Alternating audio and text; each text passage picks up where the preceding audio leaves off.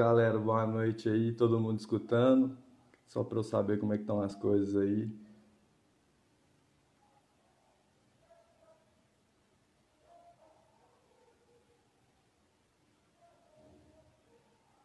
E Marcos, o Otto tá com a mãe agora.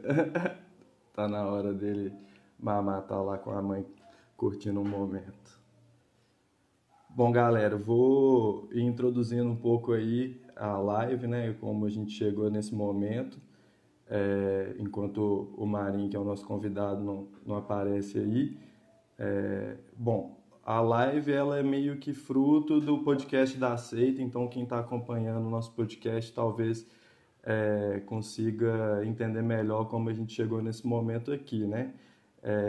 A Seita está fazendo 18 anos daqui a pouco e o podcast a gente fez com o intuito de recuperar um pouco da história da torcida, né? E aí, nesse levantamento que eu e o Chicão estamos fazendo de como foi o começo da seita, a gente criou um grupo e nesse grupo tem o pessoal que estava ali, os fundadores, alguns outros torcedores que fizeram parte do começo da torcida, né?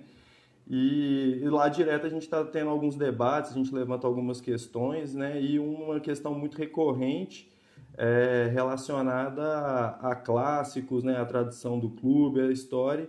E eu acho que é meio que assim, um bom momento para a gente expor isso, né? De colocar o que a gente debate lá para o público e trazer essa questão para toda a torcida participar aí, né? Aproveitar que tá tendo esse jogo treino aí semana que vem, algumas coisas aconteceram no caminho, vamos ver aí o que a gente consegue trazer para cá, né? Vou aguardar o Marinho chegar aí para a gente começar a desembolar essa conversa.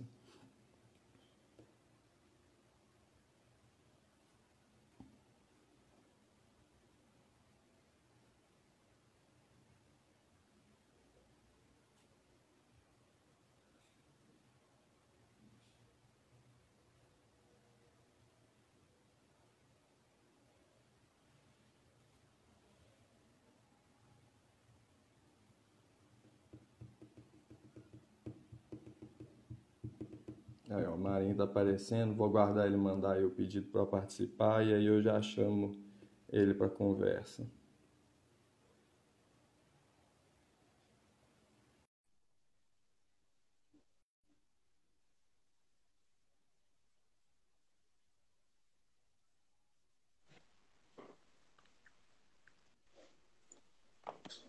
E aí, Marinho, boa noite. Tá me ouvindo aí direitinho?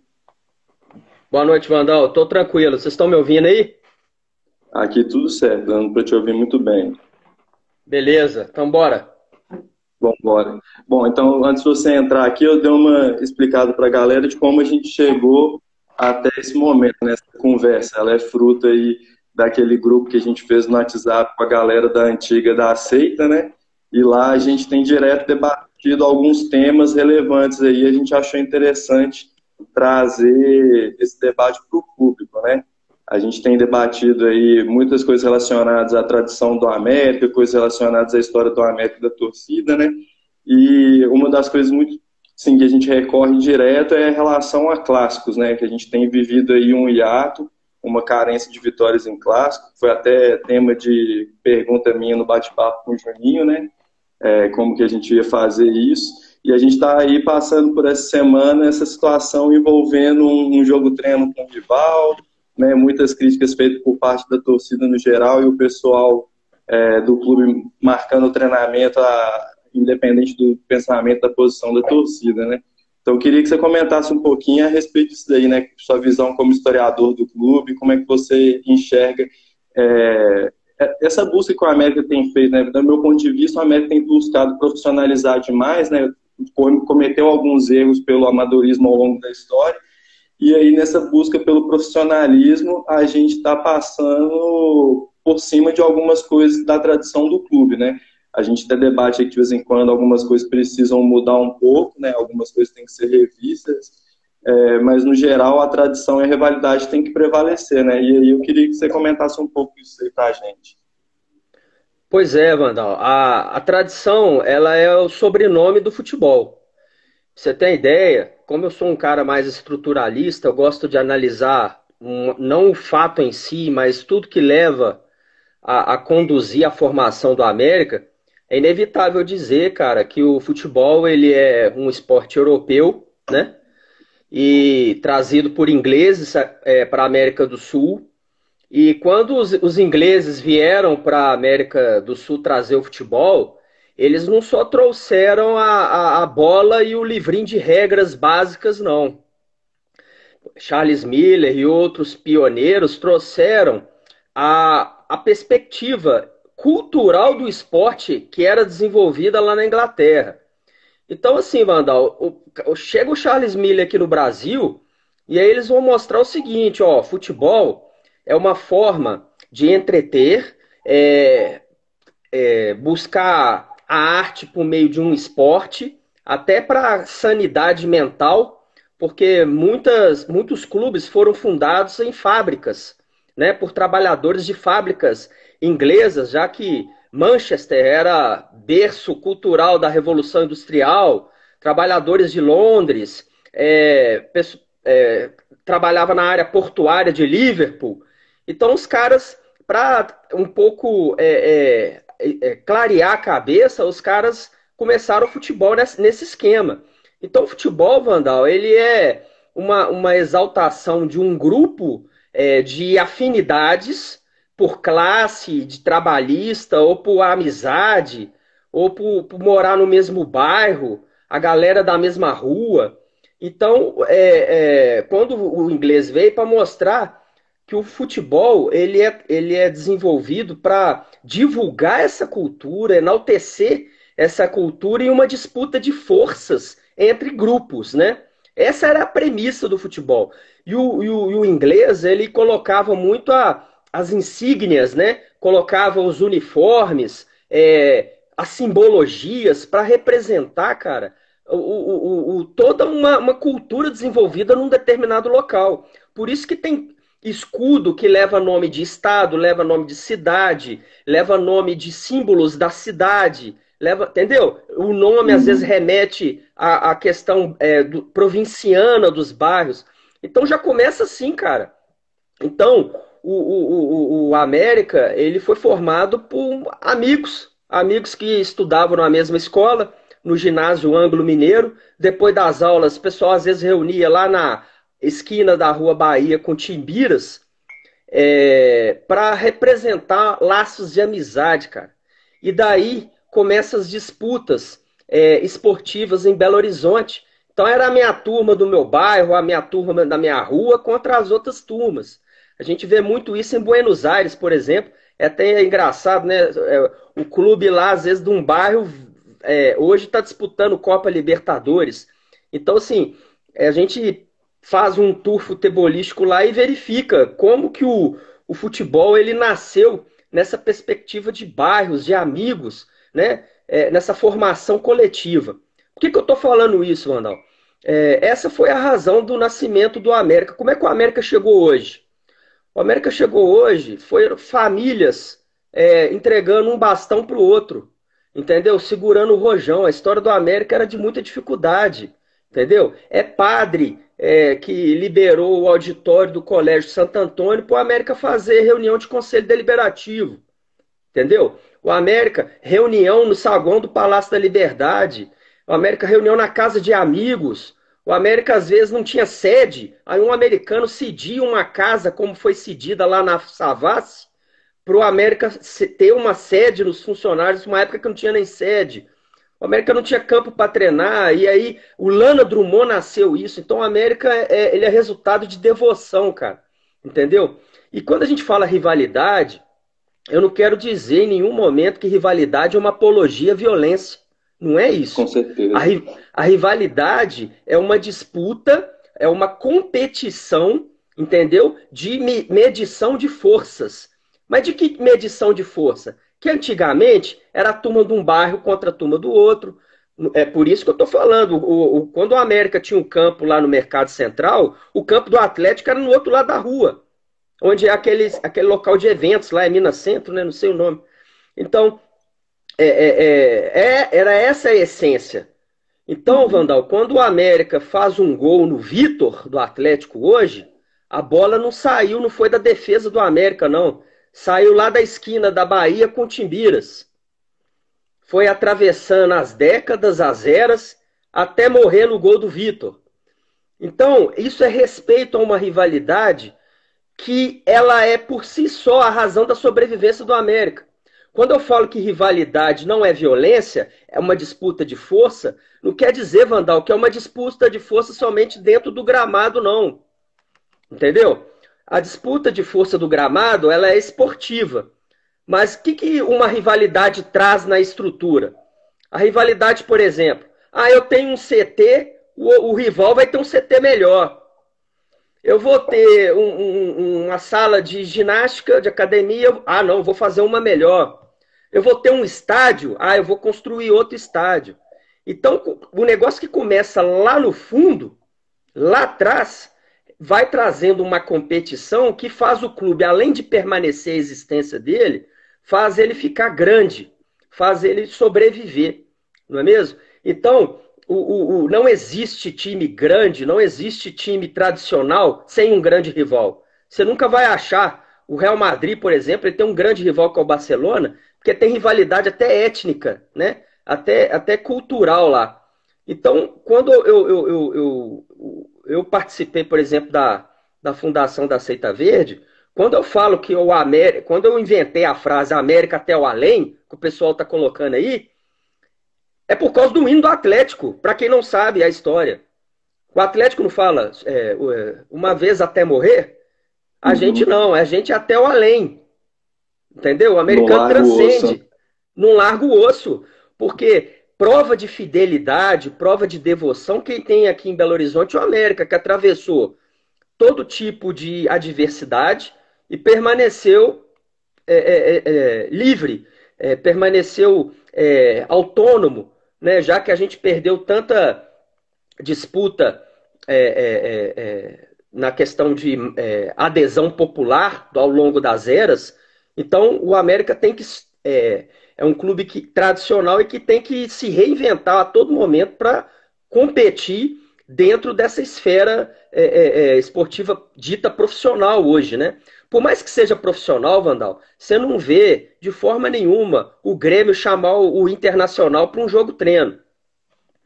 Entendeu? Você não vê, porque isso é um respeito histórico, entendeu? É um lastro histórico. Ninguém tem obrigação, um profissional, se você pegar aí o Lisca, ele é do Sul, se você pegar aí muitos profissionais do América não foram criados dentro do América. Ninguém é obrigado a saber. Mas ao momento que você defende uma instituição que ela não é... O América ele não tem uma finalidade meramente de lucrativa. O América ele tem que representar os seus adeptos, que são sócios, são conselheiros, são torcedores, são famílias, e tem também o americano que não tem ninguém na família que é americano e que é tão americano como qualquer outro, entendeu? Sim. Ou seja, essa empatia, porque às vezes o cara ele não tem nenhum vínculo com a América na família, ele encontra lá no Independência a sua turma, a sua essência. Ele encontra pessoas que o acolhem. Isso é muito comum. Você vê estrangeiro, você vê gente de fora que é acolhido lá e aí vira parceiro, brother de vocês, entendeu? E aí vira essa questão da afinidade que começa lá atrás, lá na fundação do América. Então é muito importante essa analogia que a gente faz quando o clube ele tem uma tradição, né? Ele tem essa coisa de representar os meninos lá da Bahia com Timbiras, até a minha turma que eu tomo uma cerveja, tomo um refrigerante lá na Pitangui com a São Felipe, não é mesmo? Então é um ciclo cultural muito forte, cara.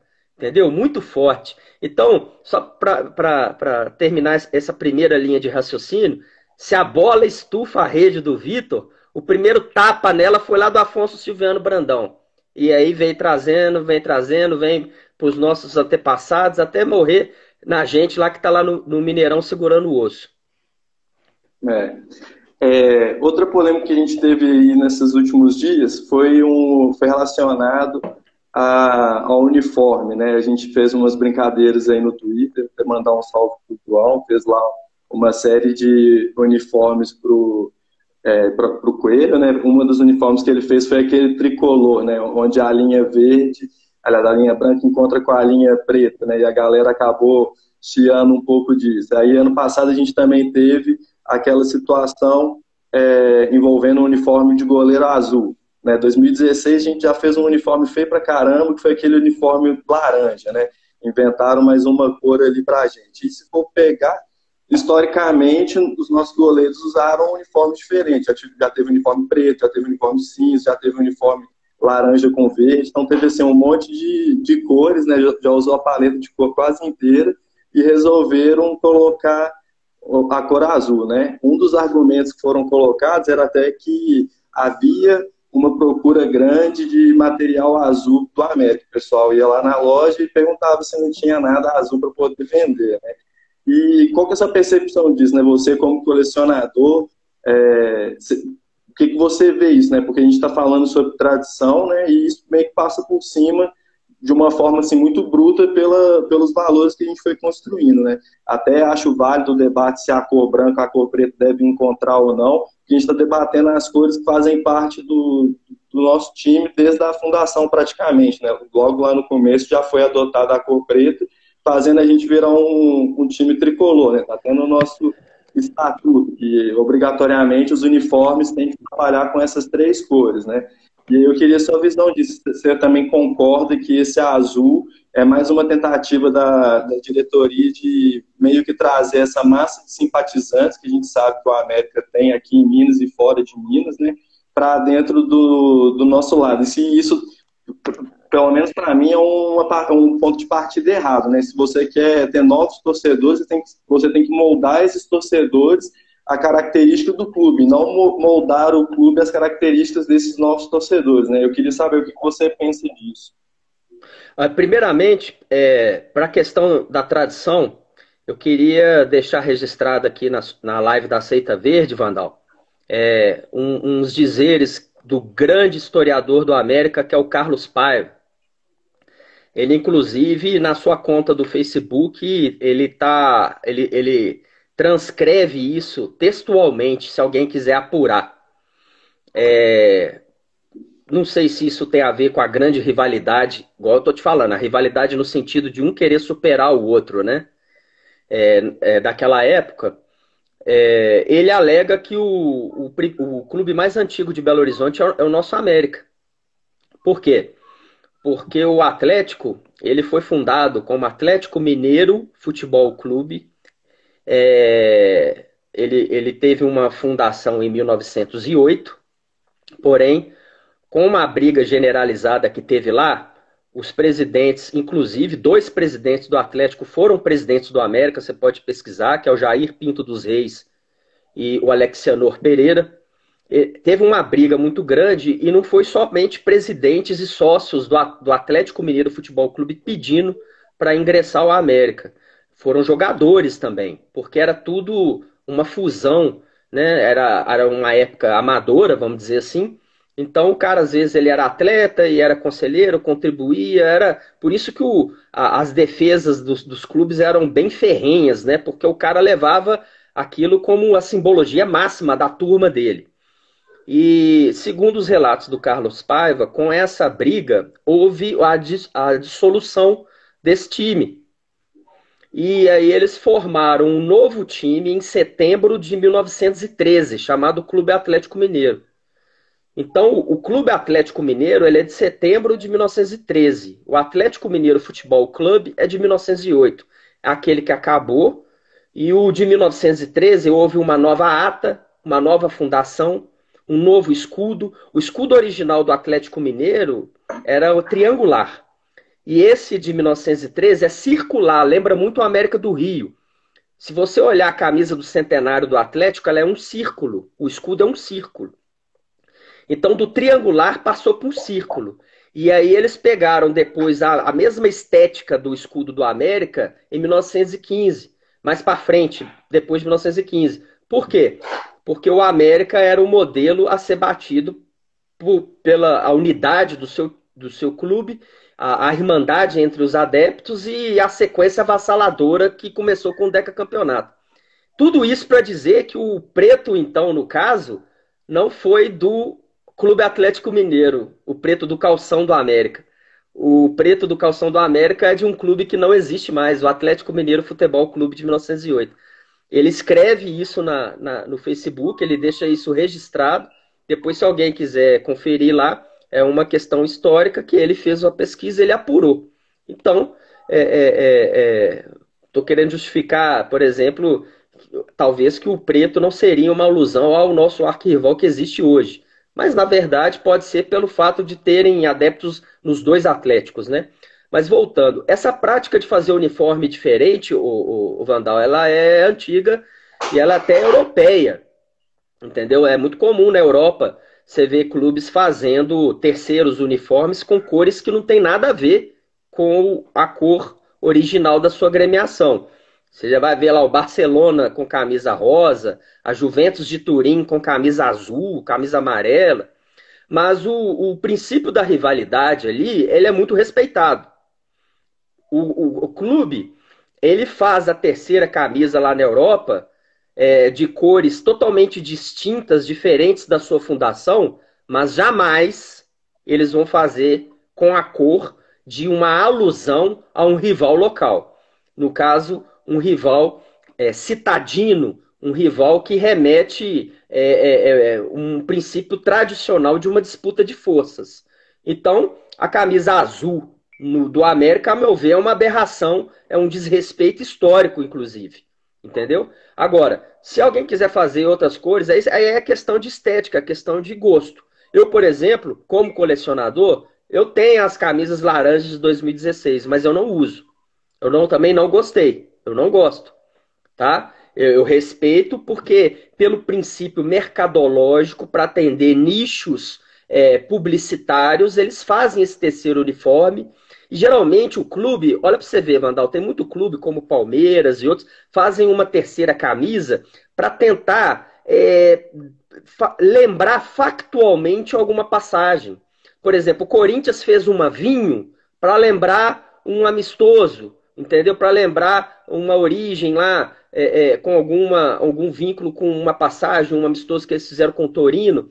Então, isso varia. Você pode usar um contexto histórico, uma passagem histórica e fazer a camisa para lembrar um momento, né, algo que passou a passagem do clube. Eu só não faria com as cores de rivais, porque o rival ele tem que ser respeitado, que é aquilo que mantém. Entendeu? O Jair Bala falava muito isso, sabe, Vandal?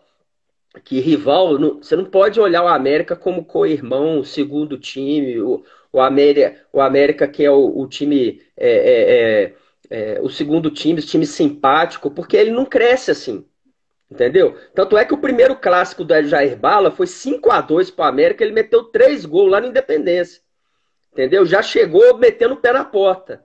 E aí esses dizeres dele tem muito fundamento num crescimento. Estou falando ele que é um grande ídolo, talvez o nosso maior ídolo, uma pessoa que sabe. Ele jogou no Santos com o Pelé, jogou no Botafogo do Jairzinho, jogou em grandes agremiações. O Jair Bala jogou no Cruzeiro, não sei se você sabe, Vandal. Isso não sabe. Ele, ele jogou no Cruzeiro nos anos 60. Então, assim, foi jogar em São Paulo também, no comercial, né, de Ribeirão Preto, que na época era uma grande equipe junto com o Botafogo de Ribeirão Preto, enfim. Então, eu quero dizer que todo mundo fala isso. O América do Rio, a Portuguesa, ficou sendo visto muito como um time simpático para todas as torcidas e viu no que deu. Entendeu? Então, eu não gosto que o América seja visto como o segundo time das pessoas. O América tem que trazer novos adeptos, né? Que é o cara que acompanha mesmo o clube e pronto. Não tem essa questão eu sou atleticano, sou cruzeirense, mas eu gosto do América. Aí você gosta porque o América não te incomoda. Porque se o América voltar a te bater nos clássicos, aí você muda completamente a sua opinião.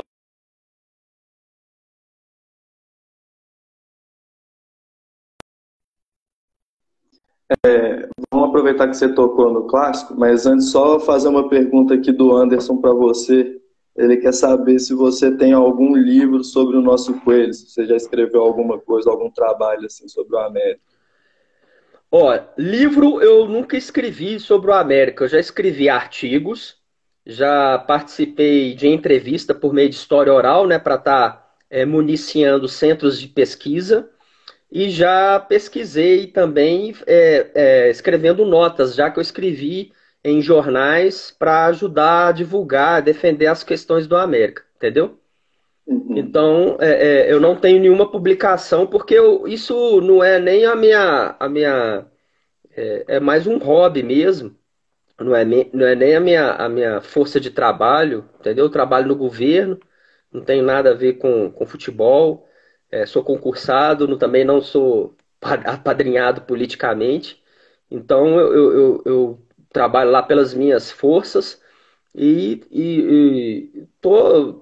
o América ele é só uma representação muito forte da minha família, né, que eu aprendi a defender, e aí eu uso essa questão da defesa do América para não deixar nada subentendido. Eu gosto muito de divulgar. Então, às vezes, muita imprensa às vezes me liga.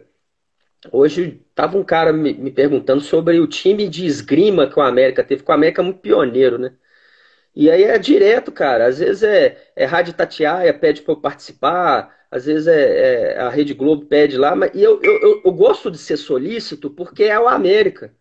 Então, assim, eu gosto de falar para não deixar essa lacuna, entendeu? Como uma vez o Paulo Lasmar me ligou, falou: Marinho, tá tendo uma exposição lá no Cine Brasil sobre futebol, não tem nada do América, eles estão precisando. Aí o que eu fiz? Eu corri, chamei a curadoria, levantamos acervo, levantei material aqui, o que podia ser exposto, porque a minha preocupação é deixar o América forte, vivo, né? Deixar ele intenso, né? Na boca do povo. Então eu nunca neguei esse tipo de informação. Todo mundo que me pede algum tipo de informação, eu tento falar em nome do América. Nunca ganhei nada com futebol, nada. Por exemplo, aquelas camisas que estão lá na sede do América são minhas. Eu deixo as camisas lá, é para quando um torcedor visitar a nossa sede, ver lá a nossa linha histórica. Não é bacana aquilo? Entendeu? Sim, com certeza. É coração, cara. Tudo isso é coração. Entendeu? O América, eu vejo o América de forma muito passional. Por isso que eu nunca trabalhei, nunca fui historiador oficial do América, nada disso. Sou um torcedor como você, nós dois apaixonados com a América, cada um fazendo uma coisa para ajudar o clube. O América é isso, Vandal. É um entregando o bastão para o outro, é um tentando fazer alguma coisa. Você deixa o América muito vivo com a sua atuação na Seita Verde, com a sua atuação nos jogos, com a sua atuação na torcida, com as mídias sociais da Seita Verde. Você deixa o América muito vivo fazendo isso. Entendeu? Então, do mesmo jeito que eu fiz, você está fazendo e vários outros americanos de firmes e não deixando, mostrando, né? Aquele povo que falou que Belo Horizonte só cabia Atlético e Cruzeiro, toda vez que eles falam isso, a cada porrada com a América cala o Mineirão lá é uma homenagem para eles, entendeu? Para Com mostrar para certeza. eles que jamais nos matarão. Eu queria até essa frase pintada no Independência, entendeu? Para na hora que for Atlético Cruzeiro jogar um clássico lá com a gente, ver lá de todo tamanho, jamais nos matarão, entendeu? Eu não entendo isso, essa coisa de tem que deixar a rivalidade acentuada. Não pode ter simpatia com o Atlético Cruzeiro, não. Então, eu posso elencar para vocês aqui, desde 1925, quando o Atlético tomou de 4 e abandonou o campeonato, boicotou o América para o América não ser Deca. Só que a federação fez uma moção de repúdio a esse abandono e aclamou o América na Assembleia como campeão. Entendeu? Em 1930, o Atlético sugere a expulsão do América na Liga Mineira de Desportos.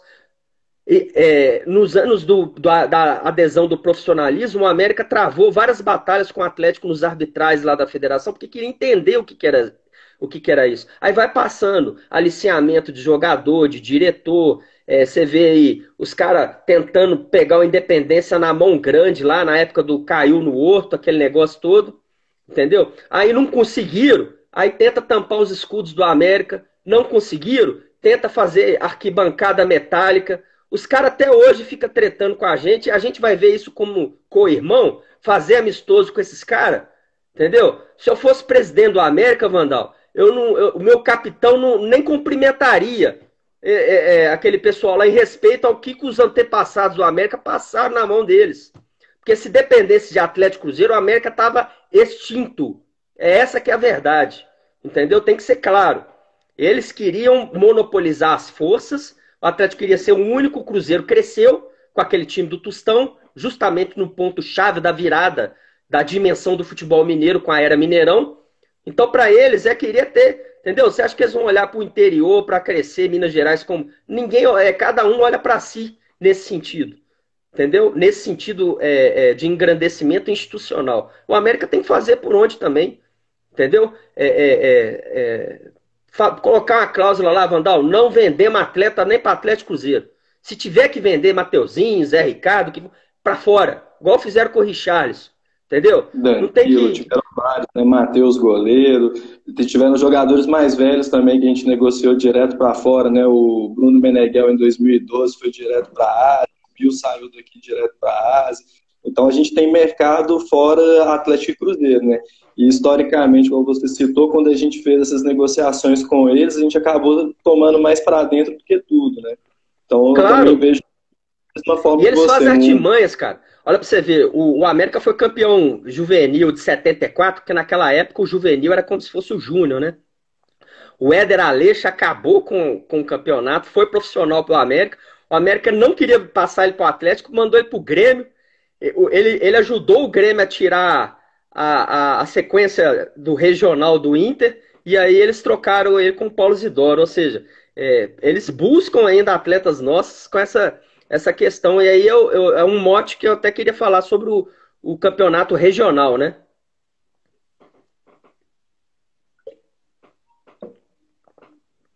Posso tocar o regional? Pode ir. O regional, Vandal, ele que é o seguinte, o campeonato regional da década de 10 até os anos 90, eles tinham a sua importância bastante peculiar. Nas primeiras décadas, o campeonato regional, na verdade, ele era um campeonato citadino, era um campeonato de Belo Horizonte e de alguns times da região metropolitana, como Sabará, Nova Lima. Então era algo mais enxuto. Tanto é que quando o América foi decacampeão, o Tupi, que era campeão da Liga Juiz-Forana, desafiou o América. Falou, não, você tá se autoaclamando campeão mineiro, vamos disputar. Aí o América foi jogar com o Tupi, empatou em 2-2 o primeiro jogo, e o segundo o América ganhou de 2-1. Aí eles baixaram a bola e falaram, não, beleza, a gente até concede o América, então, campeão. Então tinha essa questão de disputa de forças naquela época, muito proporcional à capacidade de logística, de infraestrutura que tinha no Brasil naquela época. A dificuldade que era difícil viajar para Nova Lima nos anos 10, nos anos 20. Quanto mais você fazer um campeonato. Então, o regional tinha muito isso. Tinha o campeonato de Belo Horizonte, o campeão de Belo Horizonte ele era desafiado pelo pessoal da Zona da Mata, ele era desafiado pelo campeão lá da região sul de Minas. Então tinha esses jogos também no sentido desportivo de medir forças. Então o campeonato regional, ele volta para aquela perspectiva do nascimento do futebol, que quanto a intensificação da disputa esportiva, porque o epicentro quanto mais junto tiver a convivência entre os clubes, maior vai ser a disputa esportiva entre eles. Então é a mesma coisa. Antigamente, tá lá a disputa lá entre o cara do mesmo bairro, o campeonato na mesma rua. Você imagina, né, Mandal? O cara sair para trabalhar e dar de cara na mesma rua com o vizinho que ganhou dele um campeonato. Olha como é que isso tá imerso muito no imaginário social do futebol. Porque isso mexe na autoestima, né? Quanto mais provinciano for essa disputa, isso, o campeonato regional, ele expressa muito na questão amadora, na questão romântica do futebol essa disputa. Por isso que os clássicos eles nascem nos regionais, entendeu? É muito raro você ver um clássico interestadual como é do Atlético com o Flamengo, por conta de uma sucessão de acontecimentos nos anos 80.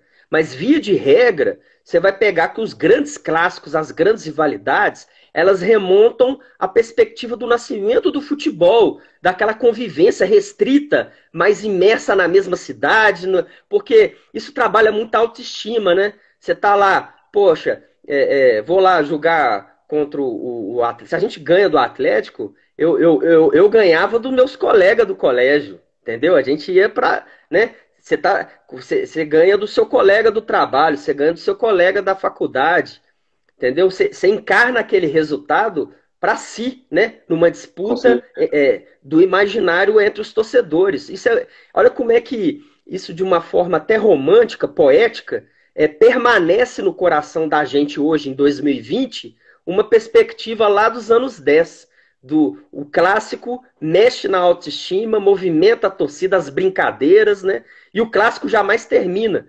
Eu discuto o pênalti do Lincoln Afonso Bicalho em 99 até hoje. Os clássicos jamais terminam, Vandal. Por isso que eu falo que um gol no Vitor hoje, a bola saiu lá do Afonso Silvano Brandão.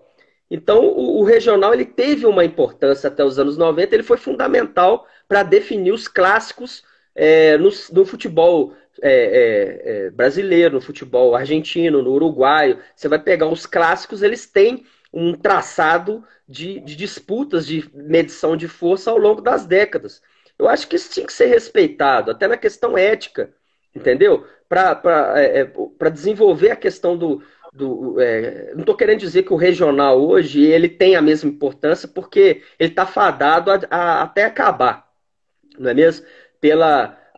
Porque hoje a comunicação, o desenvolvimento intersetorial ele é outro. E os clubes eles têm condições de almejar patamares maiores. Mas no imaginário fica muito forte. Tipo assim, o clube lá pode ser campeão do mundo, mas no terreiro dele aqui, aonde ele nasceu, ele perdeu. Isso funciona de uma forma tão impressionante no coração do torcedor, que isso movimenta. Você lembra que aconteceu em 2016? Eu até mandei para você.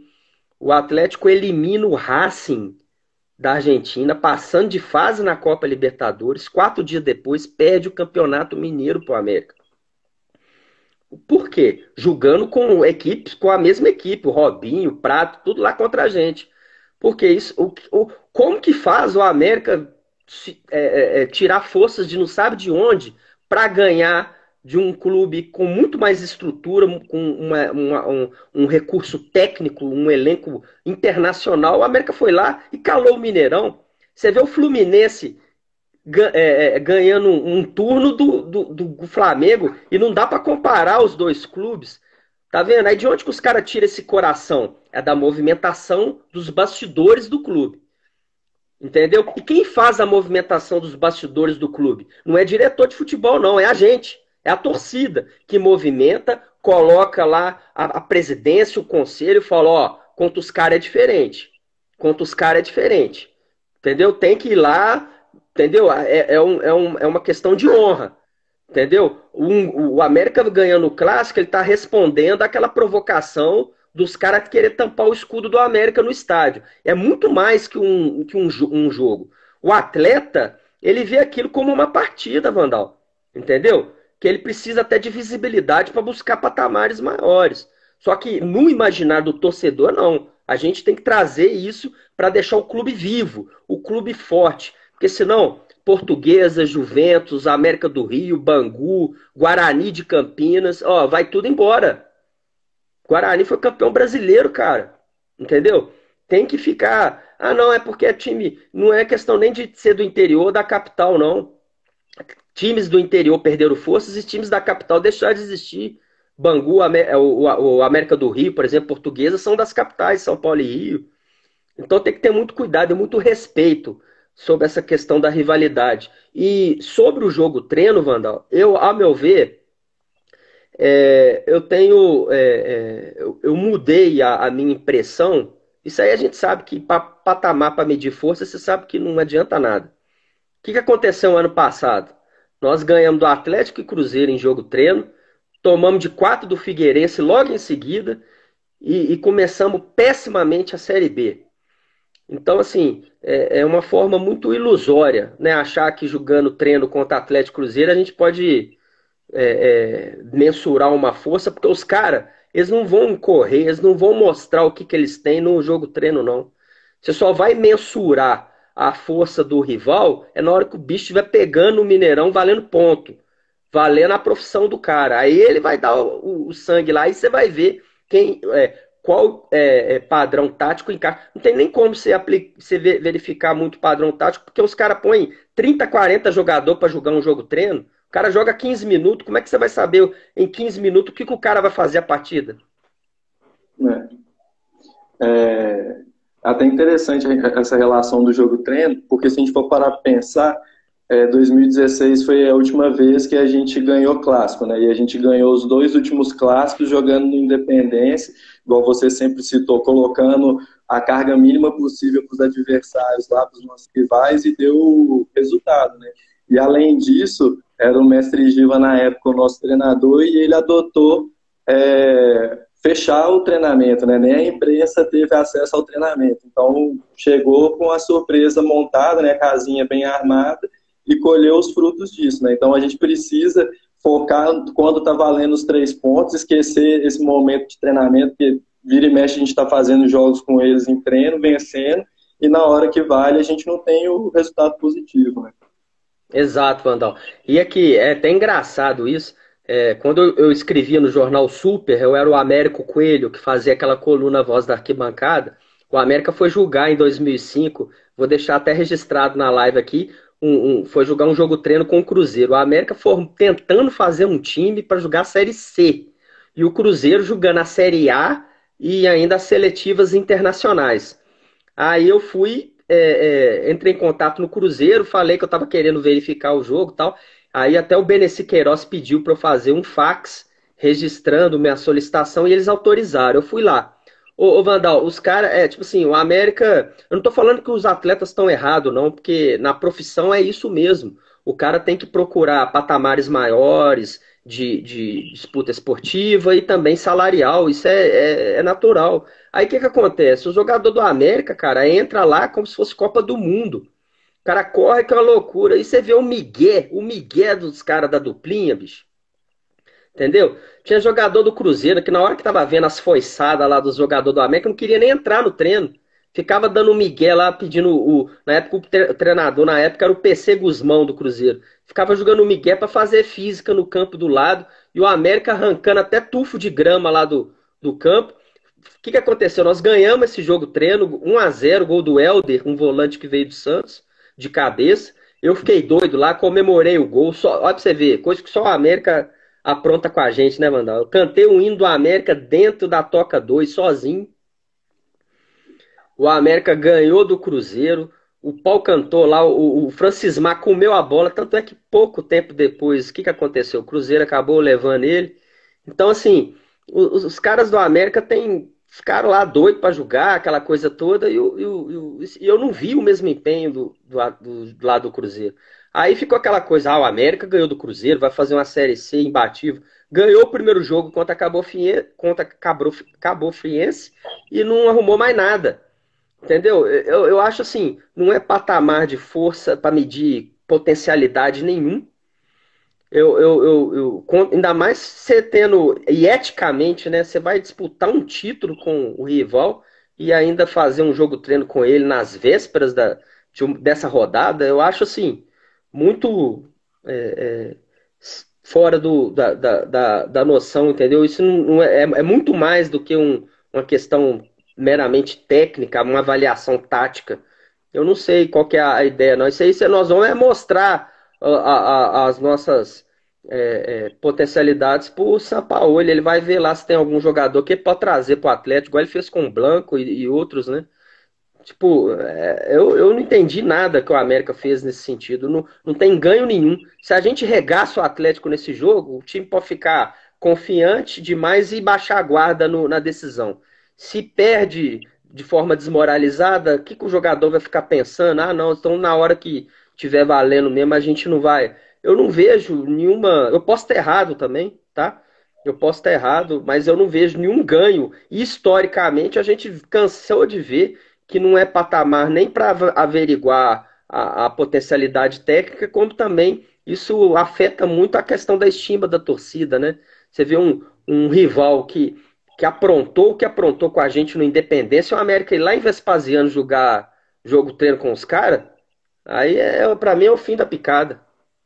Foi um comentário que eu fiz, né? Não adianta nada depois do América ficar exigindo que tenha arbitragem vindo de fora do estado na hora que é um clássico contra eles, né? Não adianta nada depois ir lá na Federação Mineira e reclamar de erro que teve contra eles em algum jogo, sendo que na hora que a gente tem que tratar eles como rivais, né? A diretoria vai lá e trata como co-irmão, né? Algo que a gente acha meio irreal, né?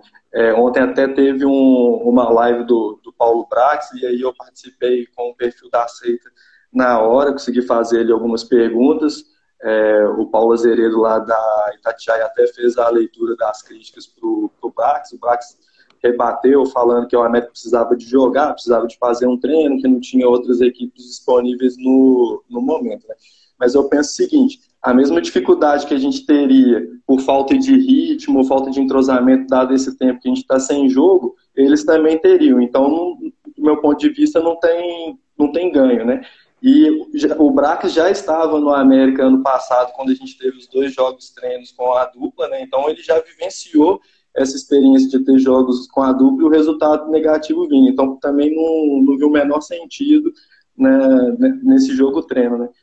Vi até gente falando que isso é para o Atlético poder testar a estrutura de TV aí, baseada nessa nova MP que está tendo, que eles querem mostrar que eles têm tudo preparado, né, para poder entrar nessa nova onda, né? Eu queria se você me ajudasse a entender se você acha que isso também é por falta dos profissionais do clube darem importância, na verdade, né, para a tradição e para a história do América, né? A gente sabe que o clube busca uma profissionalização em todos os seus departamentos. A gente viu até recentemente aí a Kathleen sendo mandada embora da direção do time feminino, né? Ela era treinadora das meninas, teve um ótimo ano de 2019 e foi desligada aí agora porque o clube diz que quer um novo nível de profissionalização no futebol feminino. Então, a gente vê buscando a toda custa, né? Eu acho que até um medo de já ter negado a profissionalização em um primeiro momento, e agora a gente está vivendo aí, quase 100 anos depois, uma nova profissionalização do futebol, né? A gente tem aí uma MP que está mudando os direitos de transmissão, igual você falou, e a gente tem visto na mídia, muita crítica aos campeonatos estaduais. Já tem aí o calendário de 2021 totalmente comprometido, então talvez seja a hora que vão vir aí atacando e tentando diminuir ainda mais a existência dos estaduais. E eu fico com medo desse abandono da nossa história, porque o América está buscando aí até uma parceria, né? O clube empresa, mudando o seu regimento todo. E a gente vai vendo esse pouco caso com a história, eu fico imaginando o que vai acontecer se profissionalizar o clube, quais são os valores que eles vão passar por cima nesse momento aí, né? E se você acha que essa realidade que a gente está vivendo, né, desses jogos e tudo mais, também é fruto desse profissionalização que a diretoria busca, né? Sim, mas aí eu acho importante a gente não abandonar os impactos é, econômicos, os impactos técnicos que acontecem na conjuntura até mundial. Senão a América não consegue competir. Então, a América tem que estar inserido em várias perspectivas profissionais para estar podendo tá buscando até a sua sobrevivência. O único adendo que eu falo aí, Vandal, é o seguinte: é, todo profissional que entrar no América, ele tem que saber algumas peculiaridades do América. O América não é clube de massa como Atlético Cruzeiro, mas a gente faz alguns feitos lá de calar Maracanã, calar Mineirão, coisas que ninguém faz, né? Você pode pegar aí. Você não vai ver o Getafe ganhar campeonato da região de Madrid em cima do Real Madrid no Santiago Bernabéu e a gente cala duplinha no Mineirão, até hoje. Então, assim, por mais que o América não tenha as massas de Atlético Cruzeiro, ele tem uma torcida extremamente apaixonada. Então, muitos profissionais que estão no América não pode achar que eles estão no Atlético e Cruzeiro, que às vezes se você desdenhar um comentário de um torcedor do América, você vai topar com ele lá na frente rapidinho. O América é uma grande família. O cara tem que ter isso na cabeça. Então, o princípio de cordialidade, o princípio de entender os anseios da torcida é fundamental, porque a torcida do América é uma família. Então, não, se o cara ignorar, o cara desdenhar o comentário de algum torcedor, uma hora ou outra ele vai estar de frente com o cara. Não é igual Atlético e Cruzeiro que você fecha a porta e acabou, você nunca mais vê o cara que tomou a patada, não, entendeu? Então a América tem Uhum. esse. Ele anda muito de uma forma muito tênue entre a questão profissional dos tempos atuais e o romantismo do provincianismo, né? A gente tem essa Uhum. questão.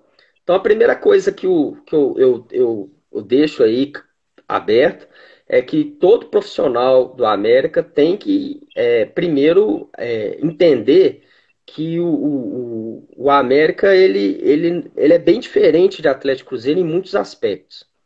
Ponto. Depois ele tem que entender que o caminho tem que buscar essa parceria sim, porque senão o América não consegue. O América está num ponto muito importante da sua história que está entre a A e a B. Então você pode colocar aí que o América está entre os 25 clubes principais do Brasil. Vandal, a gente está na frente de clube que mete 40 mil torcedores no estádio, cara. No Brasil inteiro. É surreal. Então a América tem que buscar formas profissionais, parcerias empresariais, consultorias para ter uma gestão que consiga ainda manter essa competição e manter a curva ascendente de evolução profissional. Mas isso não pode tirar de forma nenhuma o desrespeito à nossa tradição. É, eu não sei como que é feito isso lá na América. Eu acho que a América tinha que ter todo profissional que entrar lá entender um pouco da nossa história, entendeu? Passar por um workshop, entender o que é o América, o que foi o América, como que foi, como que o América permaneceu vivo. O América atravessou duas guerras mundiais, atravessou gripe espanhola, está atravessando a pandemia aí. O América viu Queda do Revolução mundo Varguista, fria, tudo. o Maracanã construído duas vezes, o Independência, três reformas, né? 50, 86 e 2012, o América vivo. Então, assim, a primeira coisa é falar assim, ô parceiro, senta aqui. Você tá vendo essa agremiação aqui, ó? As famílias americanas seguraram essa porra no dente, entendeu? Muito dirigente do América ficou sem dormir para pagar conta de padaria. E eu não tô falando de década de 40, 50, não. Eu tô falando de anos 2000, Eu entendeu? tô sabendo. Então, assim, o América ele é fruto de uma forma desesperadora do amor da sua família americana. Então, você está mexendo não é numa empresa, né? Porque às vezes você vê, se você fazer uma pesquisa de CNPJ aí, você vê quantas empresas vão durar mais de 100 anos. São raras, né? Então você não está mexendo no aspecto somente profissional, somente mercadológico, somente financeiro. Você está mexendo numa tradição que é uma paixão de muitas famílias e até mesmo de muitos torcedores sozinhos em suas famílias, mas que quando chega no Independência, ele encontra a sua outra família, que é a família americana. Então ele tem que ter um respeito máximo no que ele fala, no que cada diretor fala, no que cada diretor age e ouvir a torcida. Porque nós, Vandal, a gente. Você já pegou caravana para ir em cada buraco de jogo que às vezes até clube de várzea ia ficar com vergonha de ir.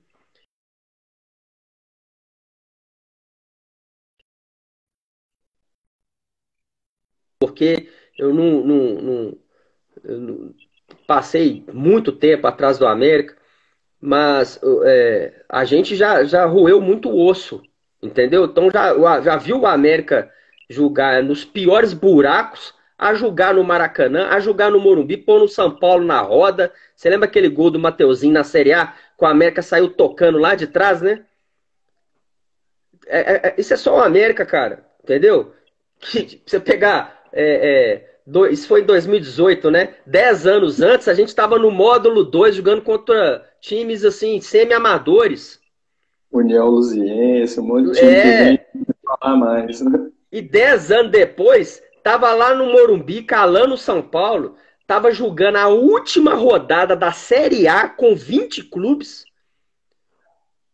e caiu por causa de um pênalti. Então, assim, aí você fala, pô, que é isso, cara? Que time que é esse? Que loucura que é essa? O América, eu acho que o América às vezes é fruto de um universo paralelo, sabe? Tipo assim, os caras, que a nossa comunidade americana põe na cabeça, ah, não, pode vir em Barcelona, pode vir quem quiser, aí não estamos nem aí. Aí você vê o América ganhar do Corinthians lá, que foi, nós ganhamos deles lá em Shake e companhia. Você vê coisas assim, você fala, pô, nós vimos, né, o Wagner Mancini treinando o Cruzeiro em 2011, mete 6 no Atlético em 2011, aí em 2012 vai pegar o América mata o Cruzeiro em duas, e o Wagner Mancini põe uma linha toda de ataque, e o América indo lá e calando. Então, assim, você fala, pô, o que é isso? O que é o América? O América é isso, é fruto da devoção intensa e que merece muito respeito. Então, eu acho que o profissional que for inserido no América, ele tem que saber as nuances contemporâneas, o que está em voga na gestão esportiva e nas peculiaridades do América buscar rendimentos que não dependem somente de bilheteria, já que a gente não tem uma torcida, que time de massa, Vandal, o time de massa pode entrar em crises sucessivas aí, pendurar o chapéu várias vezes, que a torcida restabelece, né? Você vê o Flamengo, o Atlético, quantas vezes aí quebraram. Aí você vê um Rubens Menin que ressurge o clube, quer colocar ele em outra esfera.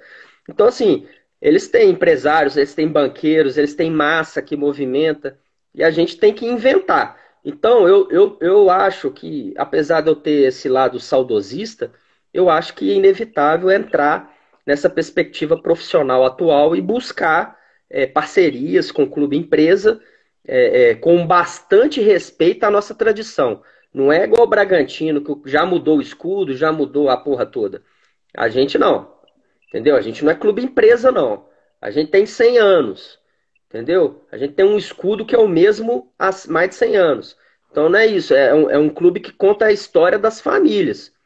Se você chegar lá na torcida, você vê.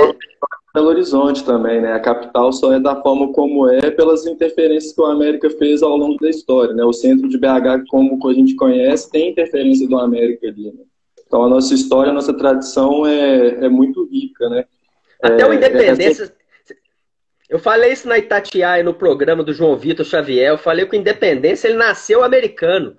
Porque ele foi um sonho da. Quem sonhou em construir o estádio foi o Otacílio Negrão de Lima, em 47, que era prefeito de Belo Horizonte. O Otacílio é fundador do América, é americano, assim, apaixonado. Então, a sementinha da independência foi plantada lá, antes do América adquirir o 7 de setembro, antes do América adquirir o registro de independência. A sementinha, quem plantou a independência em Belo Horizonte foi um apaixonado americano. Foi um coração verde, igual o nosso. Bom, Marinha, a gente está chegando aqui no final do tempo. Queria que você fizesse suas considerações finais aí, deixasse seu salve para a galera, para a gente poder encerrar e o João tocar a live dele com o Silvio lá no perfil da Resistência Espartana. Um abraço aí, João. Um grande abraço. Eu participei do canal dele, fiquei muito honrado, como eu estou hoje honrado, viu, Vandal? Muito obrigado pela lembrança. Dizer para a torcida, para continuar firme, que o América é isso, o América é resistência. Sempre foi e sempre será. Respeita a nossa tradição e quem está lá tem que saber sem a nossa história. Valeu. Bom, galera, obrigado aí todo mundo que participou. Muito obrigado, Marinha, aí pela presença. Semana